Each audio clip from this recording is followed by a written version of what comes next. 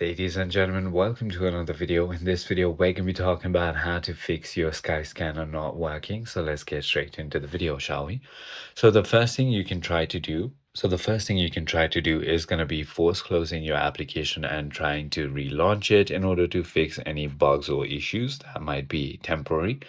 The other thing you want to do is simply go ahead and check if a couple of settings might be wrong. So in order to do that, simply go to General, scroll down to Transfer or Reset iPhone and tap on Reset. What we're going to do is we're going to be resetting our network settings and resetting all settings, which is going to go ahead and fix any problems if there were.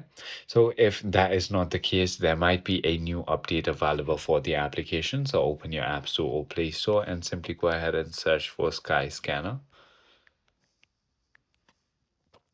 Once you've done so, simply go ahead and tap on the application and there will be an update button if there are any updates available.